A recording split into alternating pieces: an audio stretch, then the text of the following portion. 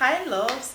Welcome to Becoming Elegant with Princess Bella. Hey, hi, what's up? What's good? And what's new? We're going to talk about nail etiquette. Everything you need to know about nail etiquette. Okay, before I start this video, it's important for me to say that growing up, when I was in my early 20s, I was always having my nails fixed on. Me and my best friend forever, Olin.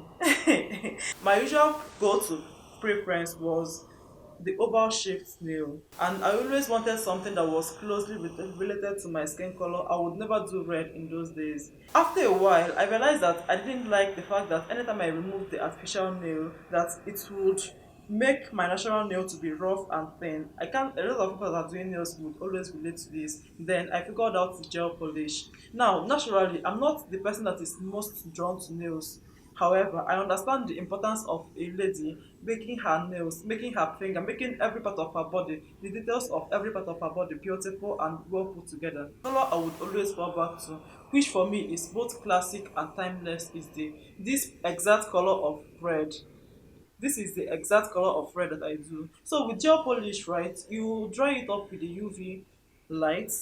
It dries up, and for the next 1 month at least, you won't have to, even if you wash your hands, it is convenient, it is comfortable. You won't even know that something is happening here. Yes, your nail is going to be glowing and it's going to be nice. So let's talk about length. What length is termed elegant? Okay, so for length, the length I think is elegant is any length that is not too long. As long as it is not too long, it has to have a little bit of length but not too long. If you have long nails, it's possible that it will break faster. It is also possible that it might be very inconveniencing. It is also important that you understand that it gets old, it chips up faster, it breaks out faster. However, it is also not the most elegant nail. So the length of your nail is has to be your personal preference, has to be your decision. It is not something somebody will tell you. But if you are the kind of person that usually like very long nails, maybe after that particular occasion, just find a way to reduce it so that it will not injure you, so that it will not break off fast, so that it will still be, looking good. Something else I would talk about the length of nails is if you have long nails, then it's not normal for dirt to come and hide under your nails at the back of. So just find some old toothbrush or some nail brush and use it to, brush the inside or the under of your nail. It will help you to have actual clean nails. Number two, and very importantly, what shape should you make your nails?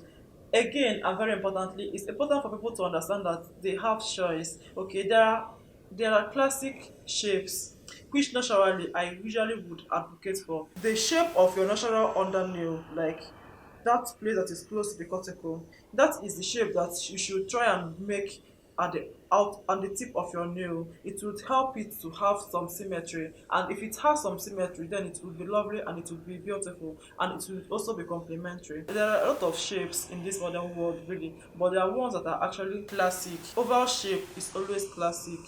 Oval square shaped, as in the one that by the tip is square but by the outer edge is kind of oval, those ones also last for a very long time. The only thing you need to know about square shaped nail is that if you have a short finger, or if you have a short fingernail, square shaped finger is going to make your hand even more bulky. So it is not supposed to be your go-to kind of nail shape, if that makes sense. So, in my opinion, I think that you can do anything you want to do, to be honest. There is hardly any hard and fast rule with regards to the shape of nail. It's just know that it represents a lot of things. It speaks volume about your personality. The next one is color, right?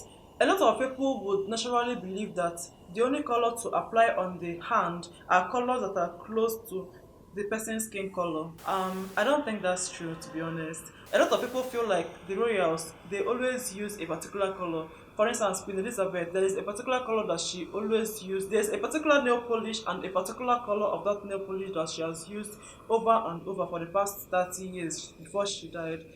But that's her personal preference. It doesn't mean that just because she likes it means that it is what every other person should do. It is closely related to her skin color and undertone, so that you won't even know that there is something on her nails.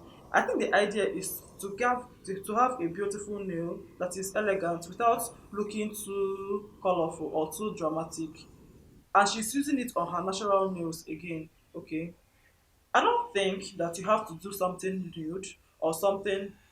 I'm a conservative, but I also like to play with colors. If you look at my fingers, if you look at my dress, if you look at my lipstick, you know that I actually like to play with colors. And sometimes I like to keep them bold and simple. I've also seen some royals around the world who also do burgundy color.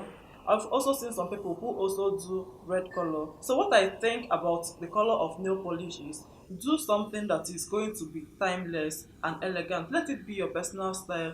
Do something within nude, beige, brown, red, burgundy. Anything outside, okay, sorry, French nails, always French nails. Anything outside these six things I called out.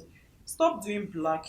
Stop doing green. Stop doing shiny, shiny, shimmery things. It's stop doing navy blue. Stop doing blue. Stop doing green. Stop doing yellow. Stop it right now. Stop putting too much stones and too much designs on your nails. They are beautiful, they are artistic, but especially if you're a corporate person, it does not usually look elegant eventually. It looks beautiful, it looks artistic, but not elegant and definitely not timeless. However, there is something that I consider more than the color of the nail, which is the integrity of the nail.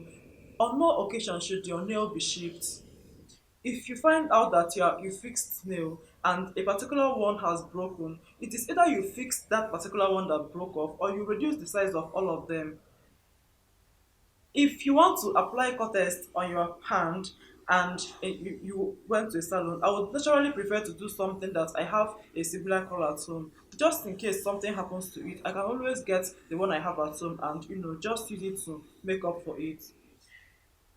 Cracking nails, the ones that the cuticles are falling off, the ones that are chipped, the ones that are dirty underneath, the ones that have too much glitters, the ones that have different colors. If you want to do white, do white. If you want to do red, do red. If you stop putting glimmers or chimmers, aka shine shine, there is no need to keep doing all these stone things. Those things are beautiful. Again, like I said, they're beautiful, but they're not elegant, and oftentimes they don't get to pass the time test of time. Okay, so just get the integrity of your nails right. It should be clean, very clean. It should be trimmed, very trimmed. It should not be chipped.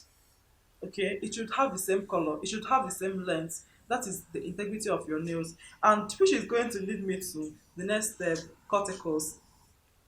Cuticles are dead skin cells around the nails, and they usually protect the nails from bacteria and fungal infection. Okay, so these cuticles are important. There are some people that have the habit of always biting their cuticles. To be honest, it does not ever look good. There are also some people that don't get to bite their cuticles, but you see it breaking and trying to fall off or trying to disengage. You probably know that you're lacking some vitamins, perhaps vitamin B, so you can talk to your doctor or to your pharmacist to understand how to supplement your body, just in case you're lacking something that you're not supposed to be lacking, and now it's not showing up in your corticals, right?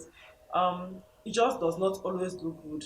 And the last but not the least is to care for the hand as a whole. That thing that is holding the nails that you're trying to take care of. You can't talk about the nails without really talking about the hand, right?